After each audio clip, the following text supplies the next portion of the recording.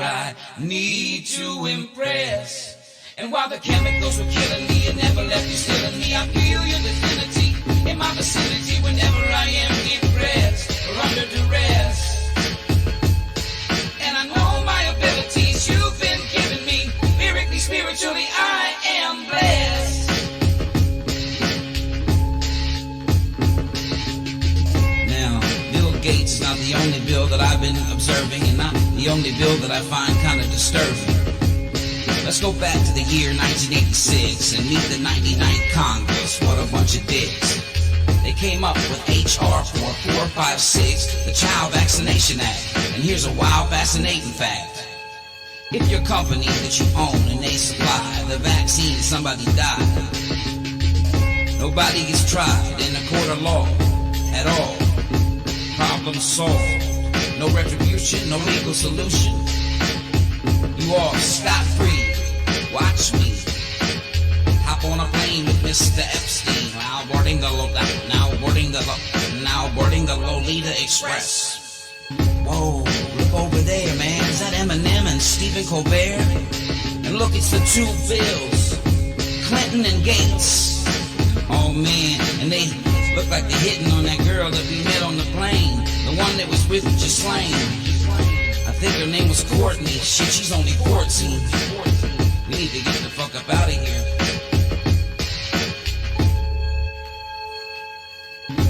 I got nothing left to confess. There's nobody here I need to impress. And while the chemicals were killing me, it never left you stealing me. I feel your divinity in my vicinity whenever I am depressed or under duress. And I know my abilities you've been giving me. Lyrically, spiritually, I am blessed. I'm blessed. Now, let's say that you got a foundation, and almost all your donations, they're directed toward the containment of a particular contagion. And one of your experts, he's kind of grouchy, his name is Mr. Fauci. He comes up with an equation. Fear plus persuasion equals the creation of a frightened nation whose panic and lack of education and only wanting just some protection from this agent of infection, they head in your direction and they ask Mr. Bill for their injection. Wanting just protection from this agent of infection. Why don't you go get your shine box? Your direction. Go get your fucking shine box, Tony. Injection. I got nothing left to confess. There's nobody here I need to impress. And while the chemicals were killing me and never left you stealing me, I feel your divinity in my vicinity whenever I am depressed or under duress. And I know my abilities you've been giving me. Lyrically, spiritually, I am blessed. I'm blessed.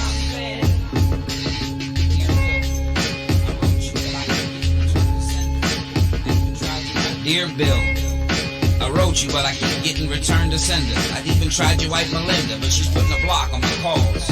There's the rumor she might have a cock and balls. I apologize for the cursing. I guess you two are never in the same room at the same time, so people think you might be the same person.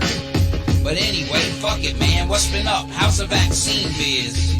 I know you wish that everybody was on board like Maxine is. Oh, guess what? My wife's pregnant again. You remember Myrtle? Yeah, I always seem to wind up with the skanks. What's up with you having 3 kids? I thought Melinda was infertile and you were shooting blanks. And what's up with all these tanks? I see them being transported on a train. Is that for martial law? This shit's getting insane. You remember when I met you in New Delhi and you were complaining that it was really smelly? Well, I asked you if it was safe getting that polio vaccine and you said I was making a great decision. Yeah, well, my daughter's okay, but my son Micah, he lost his vision. Yeah, it's been some time and a lot of tears now. And Micah, he's been blind for years now. He's gotten pretty good at walking with a cane, though. Anyway, hit me up, yo. And if I die tonight, at least I stood by the stuff I said. I got 2 graves dug, one for me, one for the motherfucker standing in my way. And if I die tonight, at least I can say I never ran away. Deep in the cut, silver in the cut.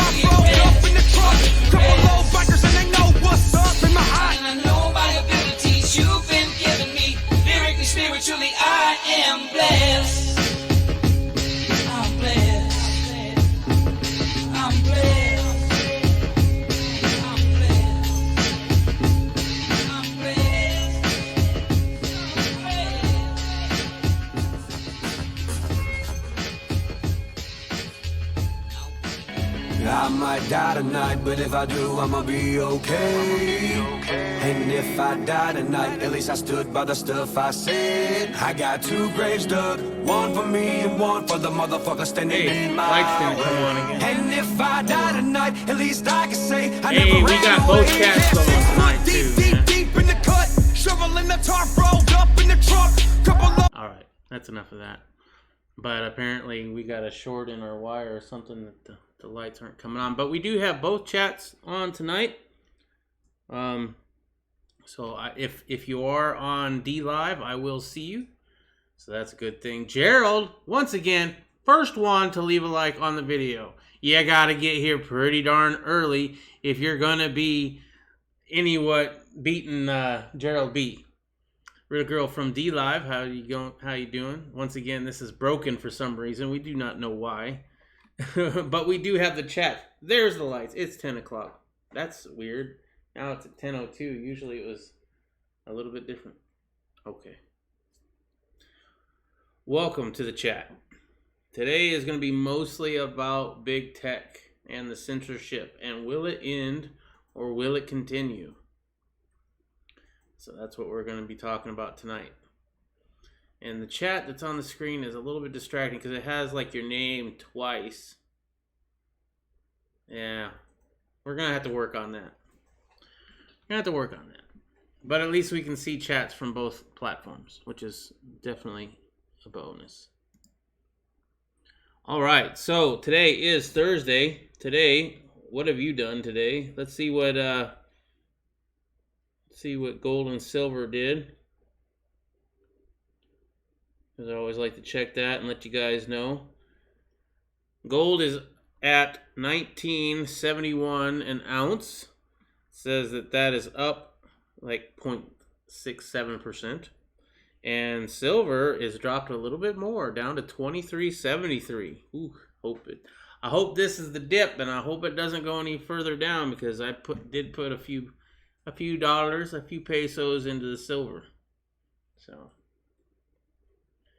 other than that, I did a little bit of reloading today. I'm hoping to go out to the range tomorrow and test fire a few new rounds off with the chronograph, see if I get my reload dialed in. So that's what's going on in my world. I probably will not be videoing that because I'm going to be going to a local range.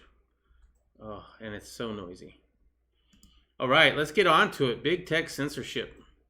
It's been in the news a lot today, at least from what I've been reading, and I decided to do most of the chat on that. Biden versus Trump. Congress grills Google on Clinton election money. So this is Jim Jordan, right? He's going to be talking to the Google exec and asking him if he's going to be giving to the Joe Biden campaign like they did with Hillary Clinton back in 2016.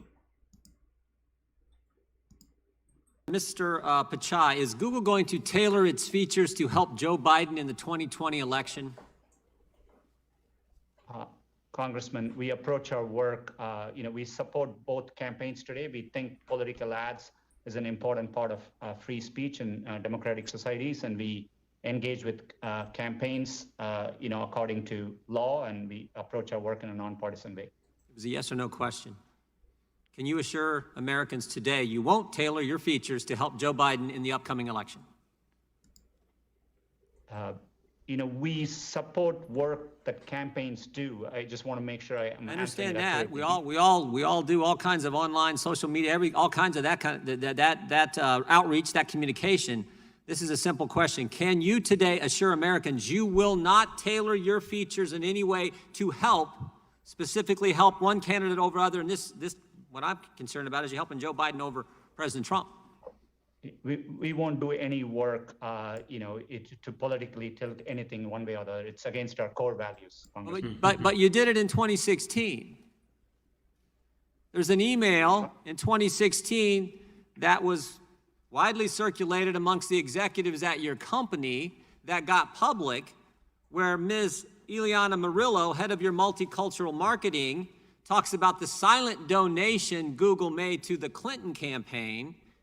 and you applauded her work. She points that out in the email. I'm just curious, if you did it in 2016, I want to make, and you know, in spite of the fact you did it in 2016, President Trump won, I just want to make sure you're not going to do it again in 2020.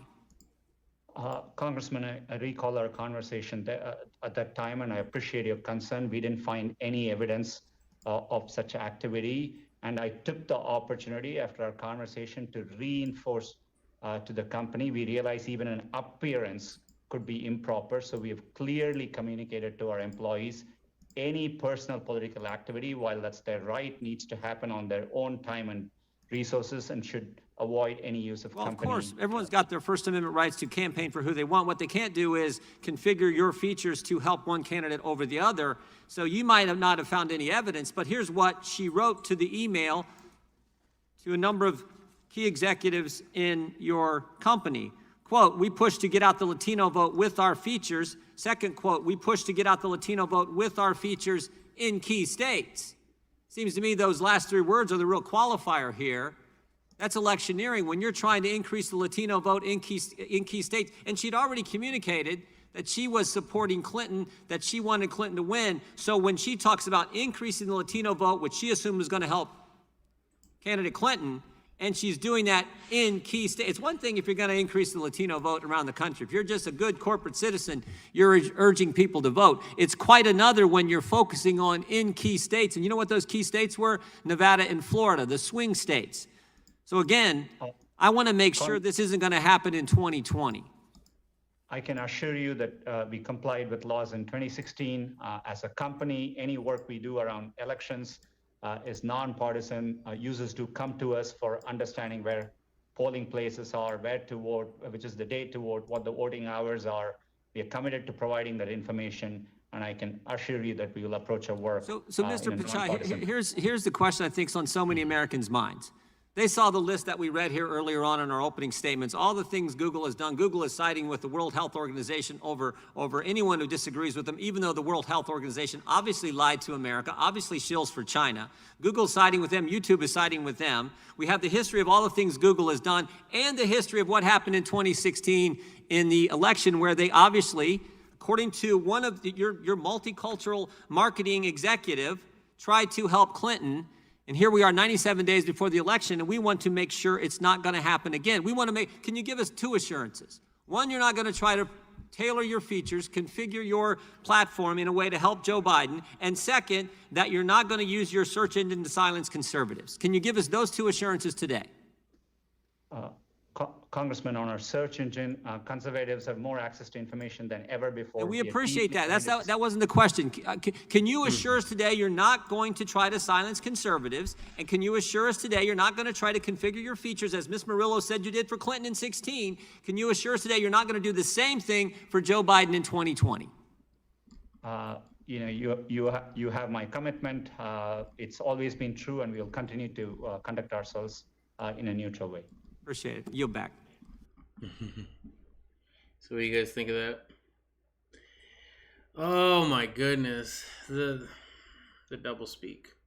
So I had to switch back over to YouTube's chat only. I will be working on that while we watch some of the other videos here. Gerald B. Damn internet got every time I get a thunderstorm it screws up. Wow, you must live near Irish USMC vet. Saint says pants on fire, so I guess you're not calling him a truther. And Doomer, Google and freedom of speech. Crying out loud. Yeah, that is hilarious, right? Now we have Gatz getting into a heated exchange with Google CEO over anti-police bias. So let's watch that, and I'll try to work on the chat a little bit while we do. Mr. Zuckerberg, in his written testimony, made the claim that Facebook is an American company with American values. Do any of the rest of you take a different view? That is to say that your companies don't embrace American values. It's great to see that none of you do. Mr. Pichai, I'm worried about Google's market power, how it concentrates that power, and then ultimately how it wields it. Project Maven was a collaboration between Google and the Department of Defense that Google pulled out of, citing ethical concerns, and you made the decision to pull out of that joint venture. following receipt of a letter from thousands of your employees saying that Google should not be in the business of war. My question, Mr. Pichai, is did you weigh the input from your employees when making the decision to abandon that project with the United States military? Congressman, thanks for your concern. As I said earlier, we're deeply committed to supporting the military and the U.S. government. We have undertaken several projects since then. We do take our employees' input into account, but it's one input. We make decisions based on a variety of factors.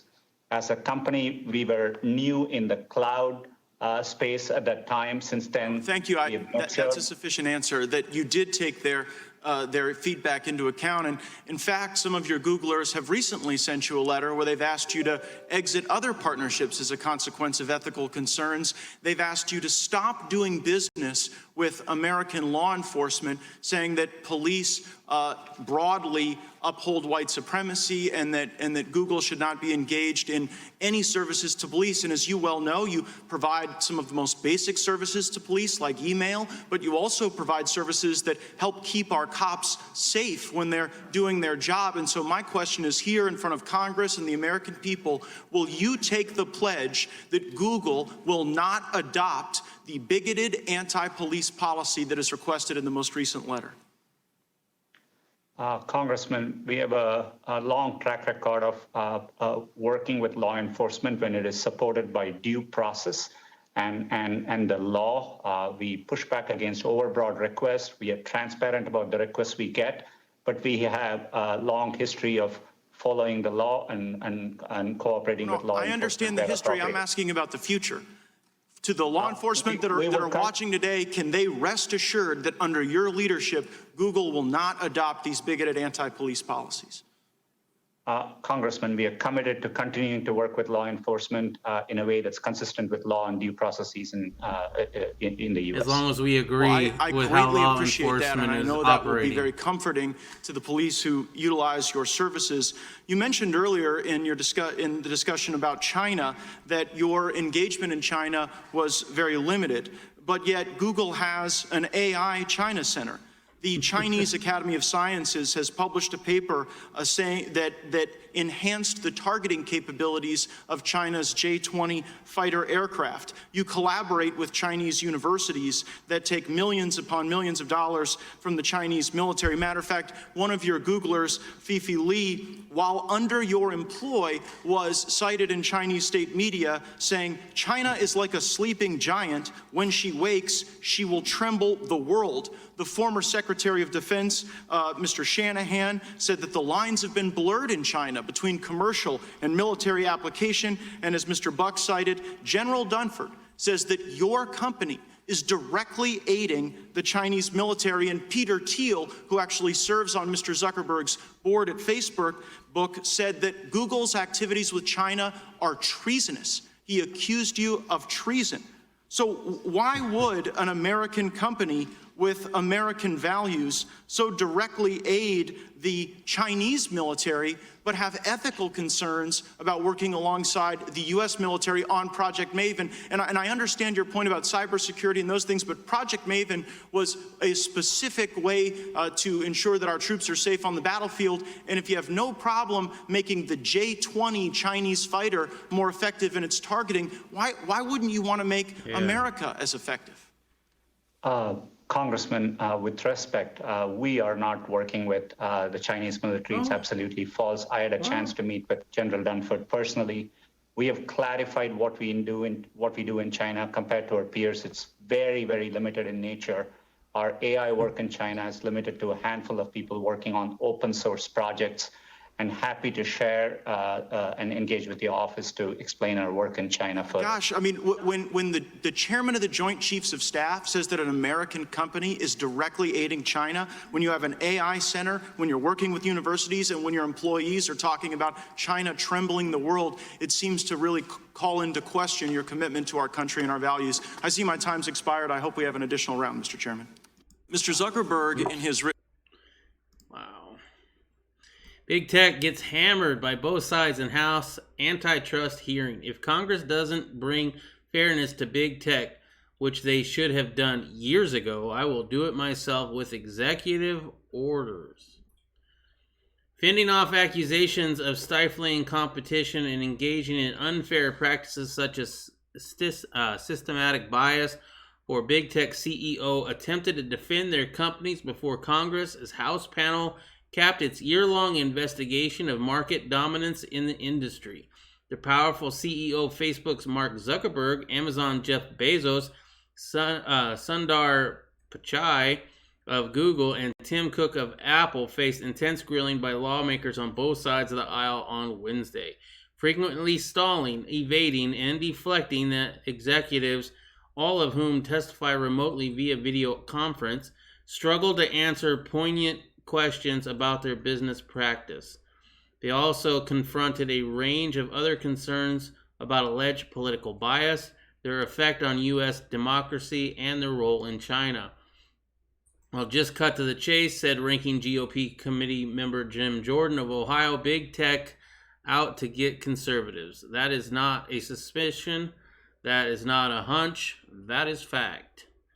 Some provide firsthand evidence of politically motivated censorship on the heels of the report from Breitbart that Google's suppression of search results has cut 99.7% of its traffic.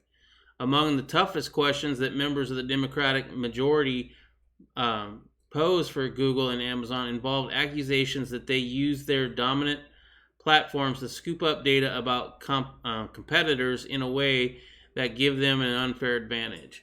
There can be no competition because they have all the information and they can use it for their advantage. And if they can't use it to scare you out, then they'll buy you out.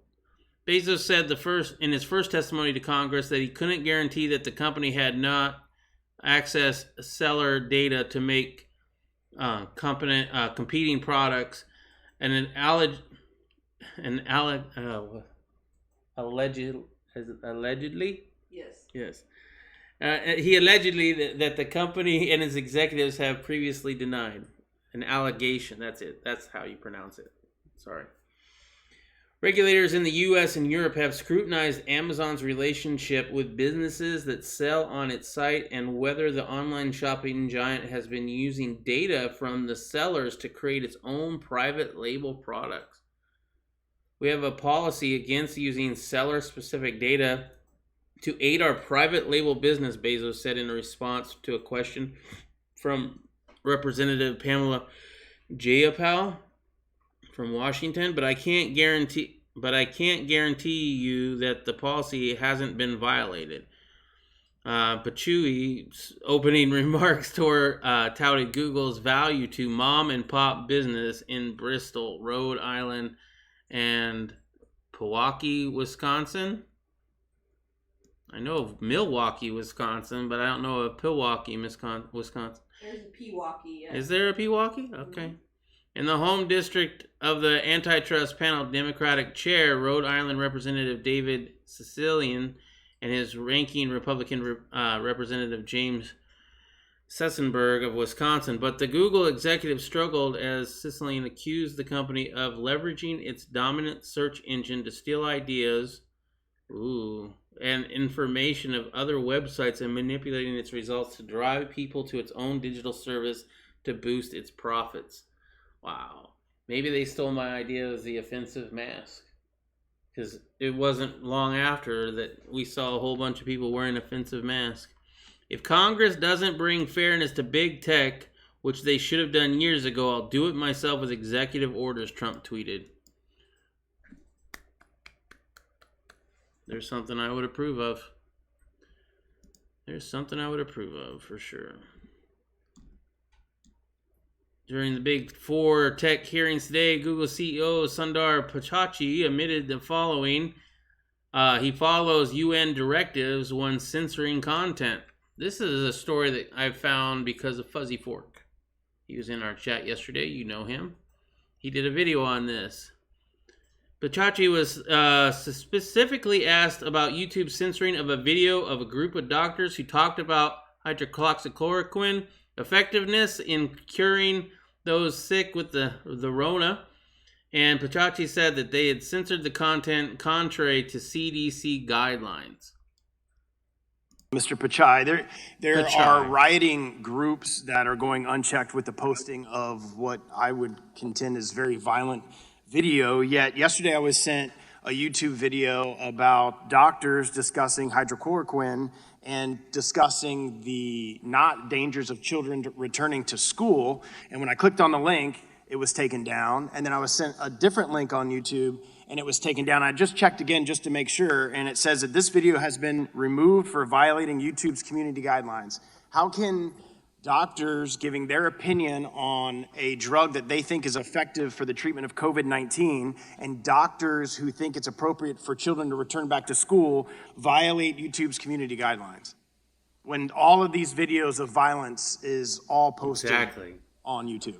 You can watch beheadings on YouTube. Congressman, we believe in freedom of expression, and there is a lot of debate on YouTube about effective ways to deal with COVID. We allow robust debate. COVID? No. But in the area during the I'm gonna pandemic, start calling it COVID. We look to local health authorities. So, for example, in the U.S., it would be CDC for guidelines around medical misinformation in a narrow way, which could cause harm in the real world. And so, for example, if there is aspects of a video, and if it explicitly states something could be a proven cure, and that doesn't meet CDC guidelines, we would. It's free expression of speech, and you have these doctors who are giving their opinion as doctors, and I don't understand why YouTube and therefore Google thinks it's appropriate to silence physicians and their opinion of what can help and cure people with COVID-19.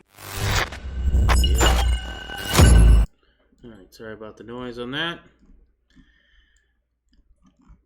Apparently that was it.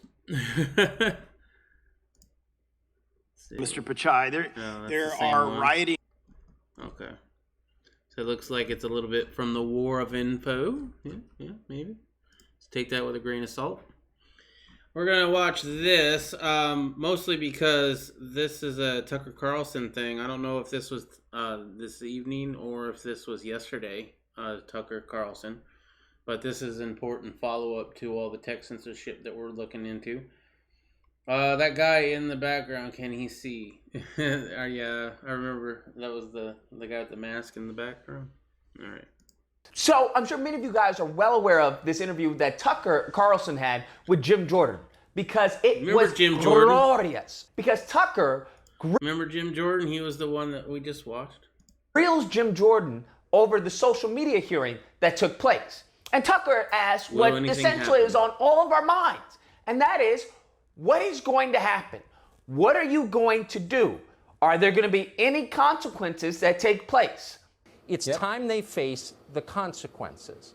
Right. So to the many frustrated viewers out there who don't think Republicans have forced them to face any consequences for the past 4 years, tell us specifically, if you would, what those consequences are going to be. And Jim Jordan, unfortunately, gives the political response, which is, well, we're working on it. We may have to do this. We may have to do that. We may.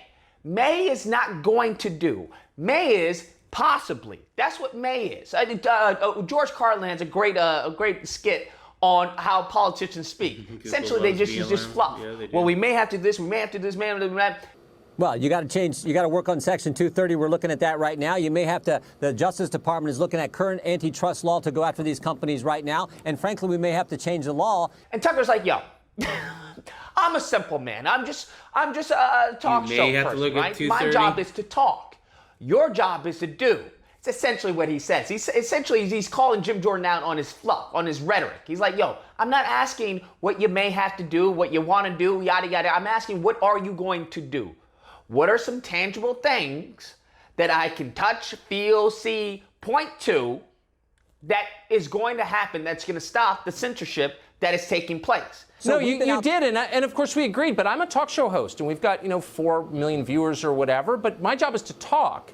Lawmakers are tasked with running the country and passing our laws, by definition. Right. He clarifies that, hey, we have 96 days till an election. What are you going to do in this 96 days? What is going to happen? What is going to take place? Because I don't know how you expect to win an election when you have interference from people who control information, essentially, okay? And so we've got, what, 96 days till the election. Are there going to be any consequences until then?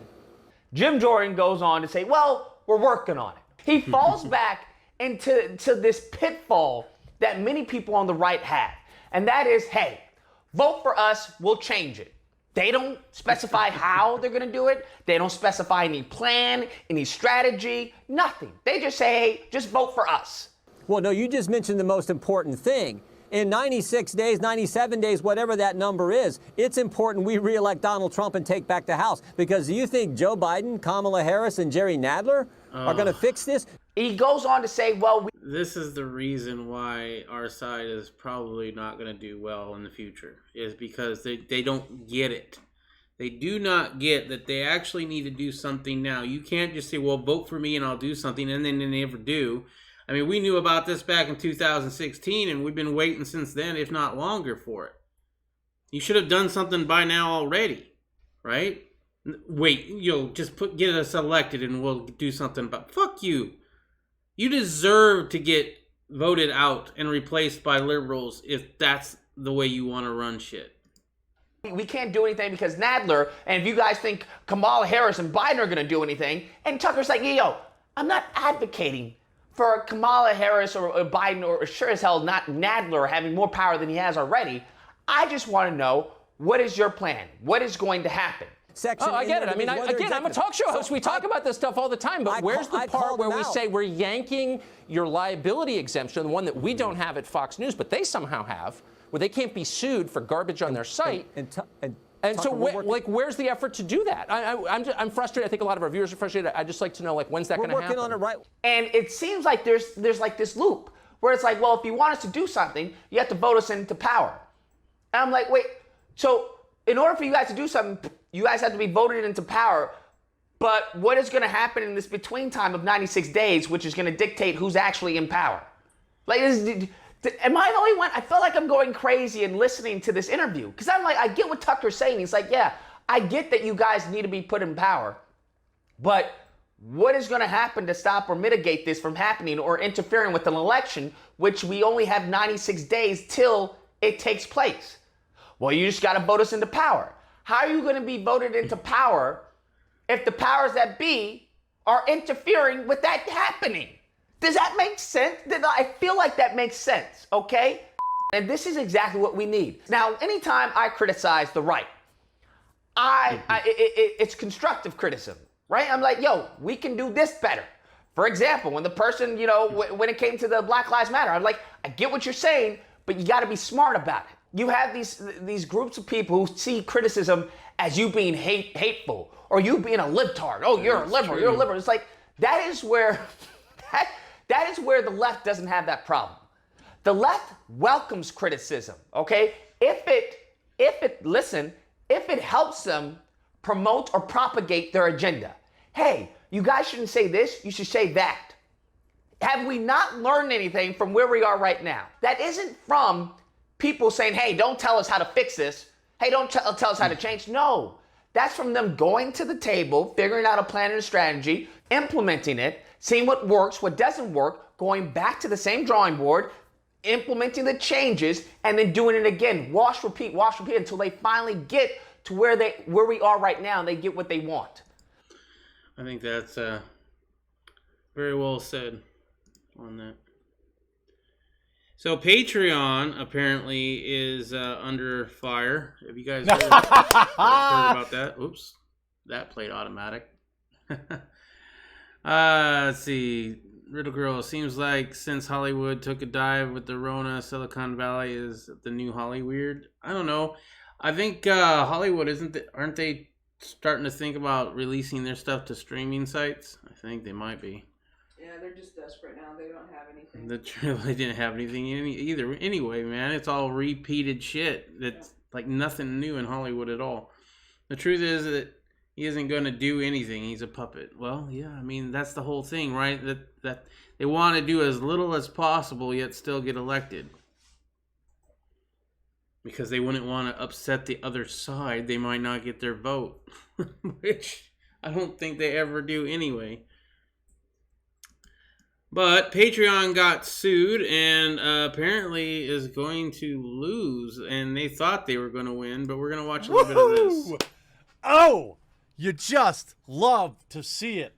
Smash like if you love to see it. When you love to see censorship. So to give you just a little bit of the background. Yeah, here we go. Essentially, somebody was banned. Here, I'll actually go to the Daily Dot article of it. Is obviously not. I don't know what Owen Benjamin's political affiliations are. Now, Owen Benjamin, if you don't know who Owen Benjamin is, he was on Louder with Crowder for a while. But apparently, if you follow Owen Benjamin, he got let go from Louder with Crowder because, well, in his word, he had said something about how the moon landing was fake, and that upset his Crowder's father. And upset Crowder, and therefore they kicked him off the show. That's his version. I don't know if that's true or not, but I do know of Owen Benjamin a little bit. I just know that anytime a website like the alt-right or the Daily Dot says something like this, it's probably a lie. I don't know, though. I don't know Owen Benjamin. I don't care. All I care about is censorious big tech getting hosed. So all these people wrote articles about how he didn't have a chance and life was gonna catch up with him and get wrecked. Well, last October, Patreon banned Owen Benjamin, a commentator and self-styled comedian, for violating its policies against words they don't like. Now, Patreon's ban. I'm gonna try to cut out the this kind of crap, which is clearly an opinion. Again, I don't know. Maybe this dude actually claims that he is that. I don't know. No. Patreon's ban came amidst a flurry of other platforms kicking him off as well. Benjamin is banned by YouTube, Facebook, Instagram, and Twitter for other child. Order denying preliminary injunction. Patreon is seeking an injunction to enjoin defendants from continuing to pursue improper claims against Patreon. After Patreon sued Owen Benjamin's former backers, the so-called Bears retained a prominent lawyer to represent them. So all of his Patreons sued Patreon as well. Like, hey, we're suing you because we should have been able to give him money, and we're not because you banned him off the platform. So they were all coming with the lawsuit. I want to skip over this article that he reads, but then we'll pick it up here. So all these sites were basically mocking him. Right? Well, update Patreon lost. Now, there's more to this, okay? But this is huge. Huge, huge, huge. So I want to go back to July 13th when everything started, okay, to give you an update here. This is Cernovich reporting live from major legal action. Several former patrons of Benjamin filed arbitration actions against Patreon after Benjamin was banned. Patreon then sued those former backers in California state. Under California law, Patreon is obligated to pay in advance all arbitration fees in the case involving Owen Benjamin's former backers. Millions of dollars. Seeking to avoid these fees, Patreon moved for an injunction to shut down arbitration. Several people who are, quote, not lawyers claim that Patreon will prevail in its motion against Benjamin's backers. In fact, the law is pretty clear. Patreon should lose its lawsuit and be sent back into arbitration. I'll report live once court issues its ruling. After Patreon sued Owen Benjamin's former backers, the so-called Bears retained a prominent lawyer to represent themselves against Patreon. I'm here live reporting. More details to come. Court. The tentative ruling is to deny the motion for injunctive relief. Patreon has presumably lost unless they are able to persuade the judge at this hearing to reverse himself.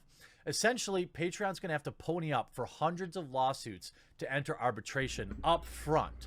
This is a massive sum of cash.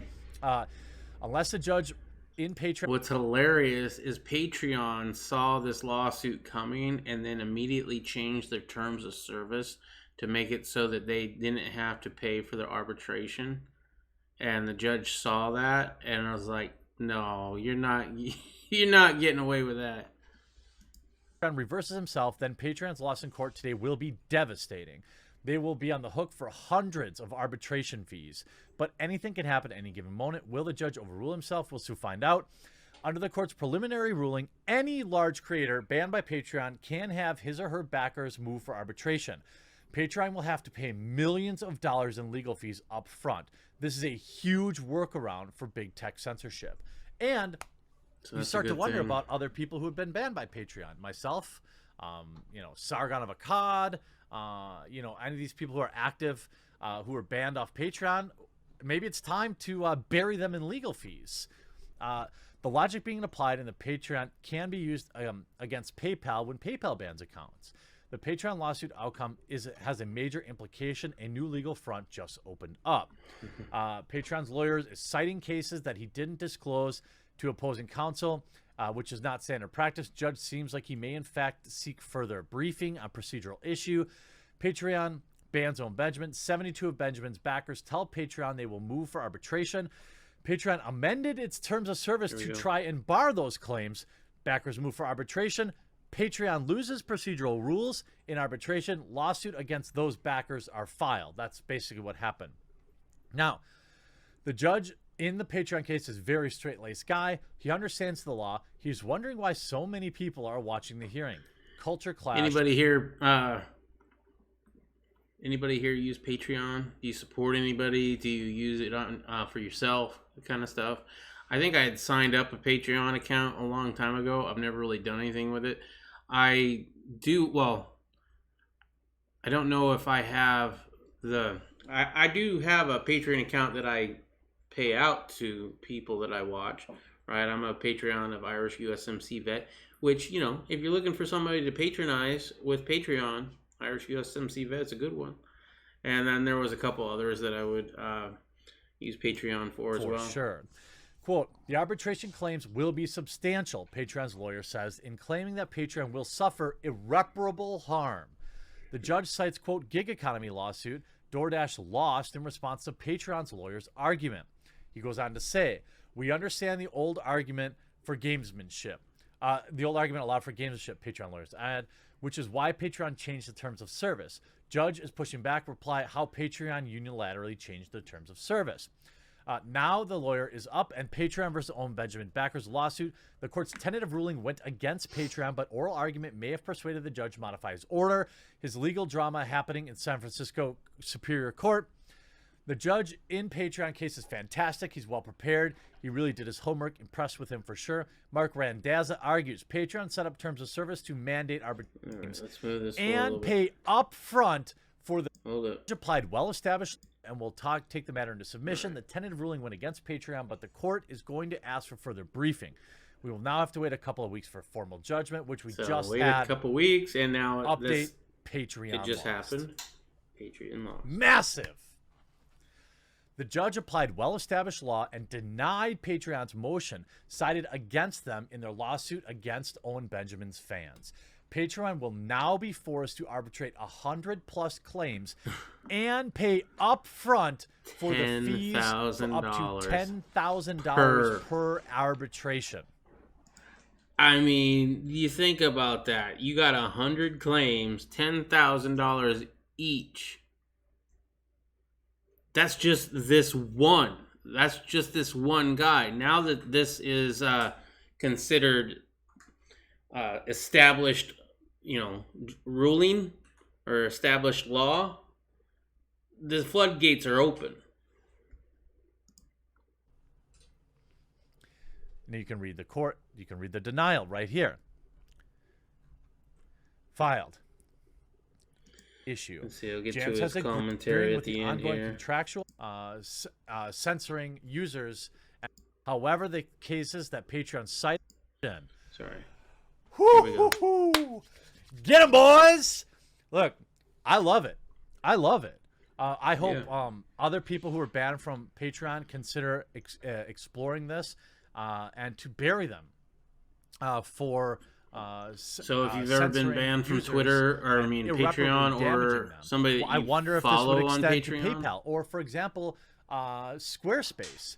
We just saw Squarespace shut down. It's not the first time, but Squarespace has several times, in several occasions, shut down various websites because you know, they just don't like who runs them, or they don't like what they're selling. Web hosting platform Squarespace has shut down the website of America's Frontline Doctors. You saw this. These are the people that did the... All right, so yeah. So that's what I got for big tech. What are you guys' opinion? Awful quiet tonight. I know it's a Thursday night and not, you know, everybody's probably getting ready for the weekend, getting ready for Friday. You think any of this is going to go anywhere? Are we going to see any actual changes? Will Trump actually do an executive order? I am curious on that. Now, getting on to a different story, I thought about finding the actual video of the NFAC guy talking, but screw it. We're going to watch Johnny B a little bit, and we're going to pause while we hear from the leader of the NFAC, because it's freaking hilarious, and it's time to make fun of him a little bit, for sure. Not Johnny B, but the not fucking around anymore coalition or clan or whatever they call themselves. All right, so we've got the NFAC, the Not Bleeping Around Coalition, and they've received some national attention. I think that's part of the story here, is it's not just some random backwoods militia. They've actually got a little bit of mojo right now. The NFAC is a black militia, and I talked about them a little bit before. I did say at one point that I do support them. The Second Amendment is... I didn't see that. So, yeah, you see right here, his finger's right on that trigger, and yeah, that's not good. FAC is a black militia, and I talked about them a little bit before. I did say at one point that I do support them. The Second Amendment is for everybody.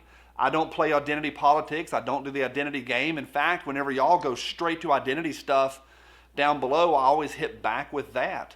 I don't really care about that kind of stuff. I care about freedom and the Constitution. The Second Amendment is for everybody. Now, a few weeks ago in one of the rallies, they did have some of their members that stopped traffic.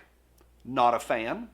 And they also were demanding and banging on cars of people and demanding reparations. Also, not a fan. But the overall idea of an armed populace, I think, is very constitutional and very American. Now, over the past couple days, this has now hit the national news. Over the weekend, the NFAC was having a rally. They were at a staging area in a park. It wasn't during the rally. It was in the staging area in Louisville, and there was a negligent discharge. And ooh, that's not good. That is really, really bad. There's different types of discharges. This one is not a good one. And several people were injured, and there's a little bit of grainy footage of the overall incident, and it's almost not even good enough worth showing. I'll put a still right here. It's really grainy, but you can see it. Right. My understanding is the projectile hit concrete. The concrete shrapnel or the projectile shrapnel injured some folks, and they had to be taken to the hospital. Nobody lost their lives, thankfully. Now, the leader of the NFAC, Grandmaster Jay, he took to social media to talk about this and let out some commentary. A big thank you to Mike over at Mr. Gunzinger, or he is Mr. Gunzinger. He brought this to our attention yesterday, and people are now talking about it. I want to talk to you all about it as well. Let me show you a little bit. Now, this is just an excerpt. This is just a little bit. One, I'm not going to show the whole thing because it's 3 or 4 minutes. Partly because it's very low quality, but then also it's profanity laced. So I'm going to show you a little bit of excerpt. Here we go. Who were not shot. They didn't get hit with a bullet.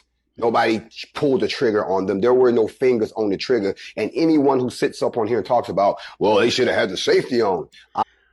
First of all, we already saw a finger on the trigger. Obviously, you ain't never had an old shotgun. An old shotgun. This is an XR-15. Wait. What kind of rifle was that, sir? Obviously, you ain't never had an old shotgun.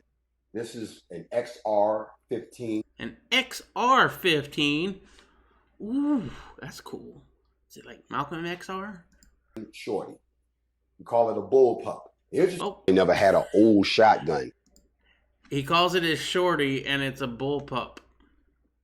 This is an XR-15 shorty.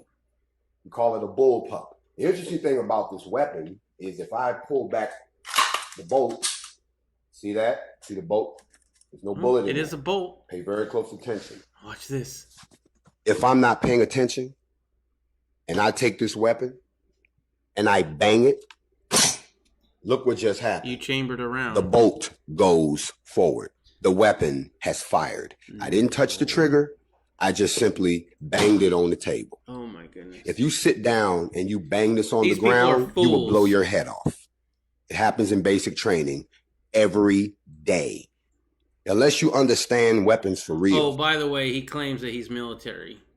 And so is everybody in the Not Fucking Around Anymore coalition. They're all military. Just so you know. Don't you listen to these motherfuckers who have no intention of ever picking up one and who don't understand that weapons go off by themselves. Weapons go off by themselves. Wow. That right there is the statement of the day. I haven't heard a more stupid statement come out of anybody in a very long time. I might have to do another You Might Be a Liberal Dumbass video. Oh my goodness. All the time. They go off all by themselves. Yeah, I think you all can the immediately time. see this is not good. Now, I know we often, people that are in this group, we love to make fun of people that don't understand our verbiage. We love talking about news reporters and politicians that will call a magazine a clip or a clip a magazine and they get it wrong, and we love to talk about it and make memes. And that's part of an in-group, out-group scenario. People that are in a group love talking about people's lack of knowledge about our little inside stuff. That's not what this is, and not what this is remotely. This is, again, as I opened with, the leader of an armed militia talking complete and utter nonsense. My favorite of all of that is he calls that rifle an XR-15. I don't even know what that is, but I want one. He calls it his XR-15 shorty in a bullpup configuration. No, that's not what that is. That's not what it is. And I think a lot of the guys that are chasing this on social media today are going at it from the angle that it's exciting to correct somebody. Yeah. That may be part of it, and it's a meme within itself. I mean, this guy... What it is not just correcting somebody, but it's also realizing how fake and not real that whole thing is. It is just a whole bunch of black people who all got together and said, we're going to do this, and we're going to claim we're military, right? And people gave them a lot of cadence and all that, and they have definitely the numbers, right? But they're definitely not military. They're out there, they're idiots. They're shooting each other. And their own leader, who's supposedly military, doesn't even know what a bullpup is, let alone how an AR-15 works if he thinks that guns go off by themselves all the time. Is worse than Voda. He is the new Voda, by far some of the worst commentary that I've ever seen in the 2A community. I mean, this is bad. This is like not just misinformation. It's so wrong. It's like a Saturday Night Live skit. But this is not just an in-group, out-group thing. This is, again, the leader of a militia who has no idea what he's talking about. Like, literally no utter idea what he's talking about. And it really does concern me. I find it super unfortunate because, again, these folks have mojo right now. Like, they have national attention, national media, the opportunity, the platform, the place right now for them to exact some change in our society. Why doesn't he talk about repealing the NFA? That'd be a great start for freedom. How about talking? There's a lot of different areas they could talk about. Yeah, Instead, he's having to defend a negligent discharge. Yeah, this is an utter, complete nonsense. And I find that super unfortunate. I also find it difficult, and this is the reason I pressed record on the video today, is that we are being lumped in with them. And don't make this about an identity issue. I'm not saying that at all. We're talking about just people exercising their constitutional rights. And there's already being calls, and they're using those folks in that negligent discharge as an example of how we need to stop these types of rallies and stop these types of peaceful assemblies. And that's the point of the video today, is that people, politicians, lawmakers, city councils, mayors, folks that make decisions are going to use this as an example on how we all should be treated, and that I find unacceptable. Now, what would you do if you were a member of the NFAC? Mr. Gunzinger called and said, at least he said, that part of the discussion should be about removing or having a change of leadership. I think absolutely that there's no reason for the leader, their leader is inept for sure. All right, did you know that you could get a ShamWow mask? Wow, what a sham. Get the ShamWow mask made in Germany and the USA. It's made with the same high-tech material used to make surgical masks. But the thing is, you can't wash these. ShamWows are machine washable, reusable, and disposable masks? Come on, you're wasting them like you're a billionaire at a nightclub. Check this out. ShamWows are infused with real zinc to help fight and stop bacteria and other microbes. It's light, breathable, and has a cotton inner layer for comfort. Almost all cloth masks are made with woven fibers, which allow airborne germs and viruses to get through easily. But ShamWow is non-woven and prevents microbes from entering, keeping you safe and sound. So you get it all. Comfort, zinc, reusability, and the best protection. Those other masks you see on TV are made in China. I love Chinese people too, but come on. Quality-wise, go with the USA. And you save the environment. Forget the environment. Save yourselves. Get your ShamWow mask with zinc for only $29.99 plus free shipping. But if you call now, you'll get a second Sham. We found a video of a reviewer that we watch. We watch a reviewer on YouTube a lot, and they reviewed the ShamWow mask. And it's got the big old logo ShamWow right in front. First of all, these are not the masks that you get. The masks that you get are a little bit higher up, right? This looks like it's a little bit nicer with your eyes, but the one that you actually get is pretty high up.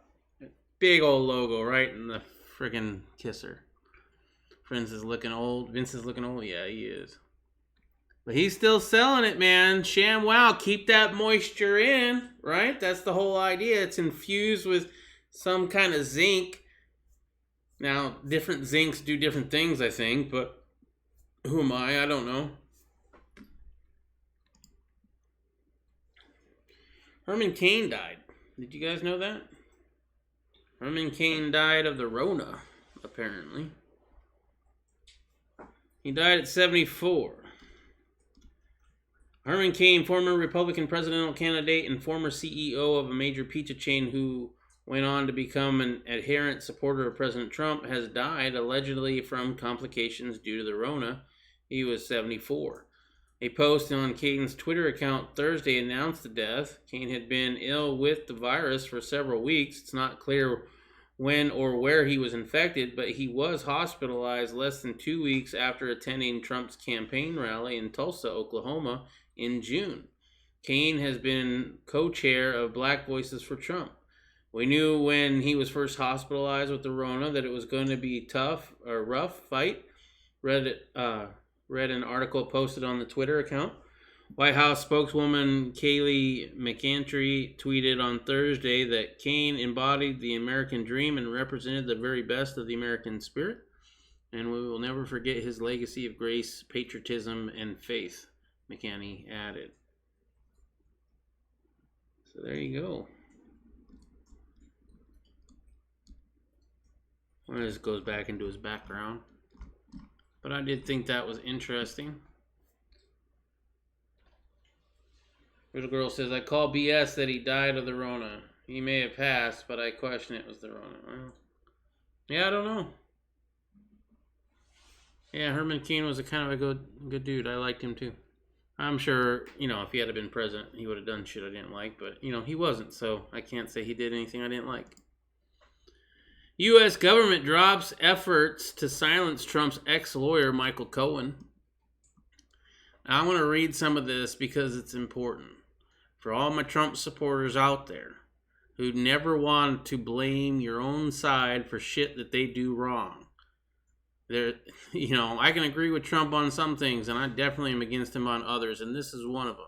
The U.S. government dropped its effort to silence President Trump's former personal lawyer on Thursday, saying it will no longer demand that Michael Cohen not speak with the media in the weeks before his book, critical of his former boss, is released. Yeah, that's suppression. That's not even the worst part of this article, right? An agreement between lawyers and government and Cohen attorney Dana Perry lifting the media ban that had prevented Cohen from speaking publicly awaited a signature by a federal judge. Cohen is completing the last 2 years of a 3-year prison sentence at home after pleading guilty to campaign finance charges and lying to Congress. He was released from prison May amid the Rona fears in U.S. prisons, only to be returned earlier this month after making it known that he planned to publish a book critical of the president. That is horrid shit. He said in court papers that the book titled Disloyal, the true story of Michael Cohen, former personal attorney to President Donald Trump, would be published before the November election. Cohen, of 53, had sued federal prison officials and U.S. Attorney General William Barr, saying he was ordered back to prison because of the book. If that is true, that is criminal. You want to impeach the president on something he did that's criminal? That would be obstruction of justice, in my opinion. And I'm not a lawyer. U.S. Judge Alvin K. Hellerstein last week ordered his release, saying the government's action was retaliatory and violated his First Amendment rights. There you go. Probation authorities had told Hellerstein in court documents that Cohen was sent back to prison because he refused to sign a form banning him from publishing the book or communicating with the media or public. So they tried to silence him, told him he was going back to jail because he wouldn't sign an agreement. The Bureau of Prisons has said any assertion that the re-imprisonment of Cohen was a retaliatory action is patently false. I don't agree with that. I mean, if you refuse to sign something and then they say, well, then you're going back to jail, I'm pretty sure that's retaliation. Cohen's book is anticipated in part for what it might divulge about the circumstances that led him to plead guilty to campaign financing charges and blame Trump for directing him to commit the crimes. Oh, yeah, this could be bad for Trump. The charges stemmed from his efforts to arrange payouts during the 2016 presidential election to keep the porn actress Stormy Daniels and model Karen McDougal from making public claims and extramarital affairs with Trump. Trump has denied the affairs. Okay. In a written declaration, Cohen said his book will provide graphic and unflattering details about the presidential behavior behind closed doors. And don't get me wrong, everybody does stupid shit behind closed doors. Everybody puts on a facade when they go in front of the camera.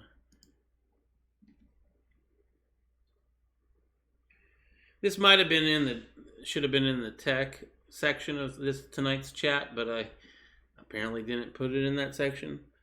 The world's richest man is telling Congress that America needs a reckoning. Amazon CEO Jeff Bezos, the world's richest man, said during testimony before Congress on Wednesday that the U.S. is in the middle of a much-needed race reckoning and portrayed himself as the son of an immigrant and a refugee because his adopted father is Cuban. Wow, dude. Wow. Of course, this great nation of ours is far from perfect, Bezos said during his opening statement. Even as we remember Congressman John Lewis and honor his legacy, we're in the middle of a much-needed race reckoning. Cities burning down, businesses being looted, statues being toppled, churches vandalized, murder rates exploding, and radical violence in the streets is apparently just what America needed. So next time you go and buy something off Amazon, just remember that. Amazon issues statement backing protests as their drivers are being attacked in the streets. Wow. Bezos' his testimony revolved around him trying to portray himself as an underprivileged minority and taking part in what Steve Sadler dubbed the flight from white. Apparently that's a new term everybody should know. The process whereby white people are electing to identify as anything but white to avoid accusations of white privilege and being viewed as a member of the despised majority. From Bezos' pre-prepared written opening statement. That's hilarious, though. He's underprivileged and all that shit because his stepfather was from Cuba. His adopted father was from Cuba. Oh my god. Of course, this great nation of ours is far from perfect, even as we remember Congressman John Lewis and his honors, his legacy, yada yada. We read all that. Immigrants like my dad see what a treasure this country is. They have perspective and can often see it even more clearly than those of us who are lucky enough to be born here, which he was. Bezos isn't stumbling through anything. He's richer than ever, even with his wife divorcing him and taking 25% of his Amazon stake. Earlier this month, he made $13 billion in one day. One day. Wow. Incidentally, his ex-wife announced Tuesday she has donated $1.7 billion of her divorce money to a variety of leftist groups, including the BLM, that wants to abolish police and prisons. Wow. Say hi to Bob. What's up, Glocker Bob? How you doing this evening, bro? You like the bullets? Whew, they're expensive. Yeah, we'll get on to that later. Why would you place confidence in a group that is so out of step and seems to take mainstream Christian doctrine and label it as hate? From the Daily Caller. Wow. So there you go. Next time you go on Amazon. I thought this was an interesting story. Jerry Thompson, Connecticut man, decapitates his landlord with a samurai sword. There can be only one. What did you call him? This guy? He said he looked bad or something? I said that he looked scary. I wouldn't have rented to him. No. Jerry Thompson, a man in Hartford, Connecticut, has been arrested and charged with using a samurai sword to decapitate his landlord, Victor King, over a rent dispute, according to a report from the Hartford Courant. Thompson refused to say anything during a court appearance and claimed that he is a sovereign citizen and that he ordered and that he was and then he was ordered to be held on a $2 million bail. King had reportedly told authorities that Thompson had been threatening him and swinging a sword at him the day before his death. So he did call the cops on that. Thompson had previous convictions for assault and robbery. From the report, according to the warrant for Thompson's arrest drafted by Hartford detectives, he was identified as a suspect by friends of the victim, Victor King, who had rented a room to Thompson inside his Asylum Avenue home. The two men had a dispute about Thompson not paying rent, according to the warrant, and Thompson threatened King with a samurai sword. On Sunday, friends of King called police to say they could not reach him. Sunday afternoon, police and firefighters forced their way into King's home and found a lot of blood in King's badly slashed body covered in bedding.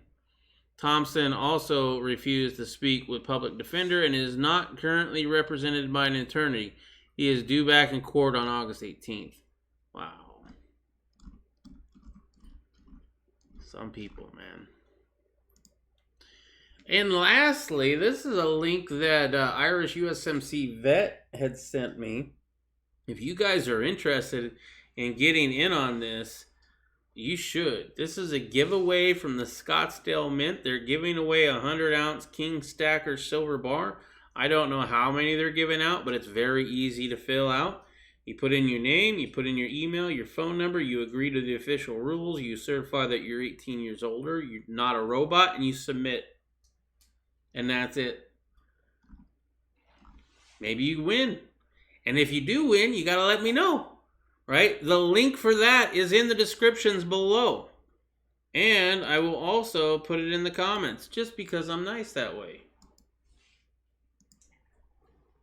So, for all my friends out there, I want you to click that link and sign up. And if you win, let me know.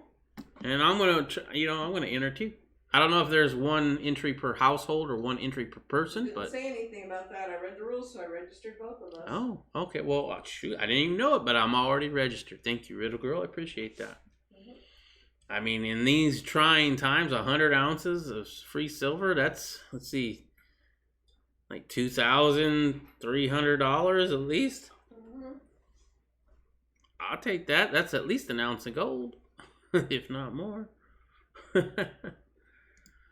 wonder if we could go pick it up in person since it's the Scottsdale Mint. Yeah, I don't know. That would be great. I've always thought about going there, and I love the Scottsdale Mint stuff. I've never bought any of it, but I would love to. It's just that it was always high premiums even back in the day, and I don't mind paying some premium, but that was a little bit excessive. It was a little too much for me, but I don't know, man. I like their idea of their bars and their coins that stack really well. I think that's kind of cool. They do have a tombstone casket bar of silver that I really do want to get because I was born really close to Tombstone, Arizona. And so I have a little bit of connection there, at least, you know, in my mind. So yeah, I think that's really cool. So these are my bullets that I bought. These are Lehigh Defense. These are the 194 grain full copper. They're milled. They're not cast. They're milled. Projectiles for 300 blackout. And they're the only ones. Well, I suppose there is another. I've seen Johnny's Reloading Bench did a video on another company called Maker, I guess, that has a bullet that you can reload that also has shown some expansion properties in subsonic speeds. But before that video of his that I found, I had looked and looked and looked on YouTube and all sorts of places and could not find a projectile in 300 blackout subsonic that would expand reliably. So this was it. And they are not cheap. It was like $75 for a box of 50. They're milled, you know, each one on a lathe, or, well, they're on a lathe. So they're not cheap. But, you know, it is for self-defense / hog hunting, if I ever do go hog hunting. So there you go. I don't plan on buying a lot, but tomorrow I plan on going to the range and finding out. I did 5 rounds of each version of powder. I you know, walking out my powder. I got it. Oh, I forget. I think it's from 10.8 to 11.6. So in intervals of 0.2 grains. For those who reload. For anybody who doesn't reload, I'm sure I just lost you. But I know Bob reloads, and he's the one chatting right now, so he signed up. All right, man. Good luck. I hope you win. Mine starts with a B. Can't remember the name. Oh, the bullet. You used for a 30-06 though, man. It's a little different for a 30-06 versus a subsonic 300 blackout. Subsonic, man, you gotta go through a whole bunch of other shit. Starts. Oh, mine starts with a B. Can't remember the name. Okay. All right, guys. Well, that's all I got for you this evening. Thank you very much for joining me. I do appreciate it. If you liked the video, please give it a like. If you dislike the video, go ahead and give it a thumbs down. That's fine, too. I appreciate the feedback. Thank you for commenting and subscribing. For those who have subscribed, if you haven't rung the bell already, you can do that. That's going to give you notified every time I go live or if I drop a video, which I have plans that I might do. I'm trying to get around to stuff, right? Also, in the links, in the descriptions below, there are links. One is to Adam Lawson's Blessed. That's the song that plays before I come on live, except for today where I had a little bit of Adam Calhoun and Ryan Upchurch playing a little bit by accident. Then there's Irish USMC Vets GoFundMe. That's where he's trying to get a place in Tennessee where veterans can come and live, free room and board while they learn a new skill like blacksmithing, gardening, and a few other different kind of things. And then lastly is projectrecover.org. That's people that are looking for fallen service members' remains and bringing them home to their families. So those are all great charities and organizations that I donate my money to. And if you're looking for one to donate to yourself, those are the ones that I recommend. wanted an AR-15 in Canada. I thought you wanted an AK-47 in Canada. He wants both. I thought you guys could have an AR-15 in Canada. They can't have anything in Canada. No, I mean, they could. And they still can for like the next 2 years, I think. Right? But I've seen firearms in Canada. You get some stuff in Canada. For sure. I don't know. Love you guys, and I ain't even drunk. Well, I love you too, Locker Bob. I can't wait till I come out to Texas. I do apologize, but it might be delayed this year. Just because, I got to go through some stuff. Oh, by the way, that reminds me.